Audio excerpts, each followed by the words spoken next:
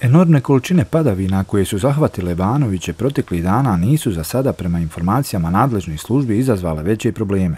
Povećali su se vodostaji rijeka i potoka, što je na području Zlače izazvalo probleme u prekidu putne komunikacije. Svaki sat se čujemo sa civilnom zaštitom, oni obilaze, mi nemamo rizičnih situacija, bilo je određenih usled pojačanih padavina povećanja nivoa malih potoka, ali nije ništa ugrozilo stanovništvo, osim jednog rijeke gore kod Zlače koja stalno plavi, dakle to nije nam nikakav problem, obzirom da je to i privremeni put, a nemamo taj problem, tu se radi most Zelenika i on će tek riješiti problem svih padavina. Ono što se ove godine planira raditi je čišćenje kolektora i same rijeke Litve. Imamo jednu po jednu dionicu da čistimo na taj način da preventivno djelujemo, da umanjujemo rizik od poplava. Za sad nema problema, nadam se da će tako i ostati, ali štab civilne zaštite, evo, stalno smo na terenu, obilazimo i gledamo.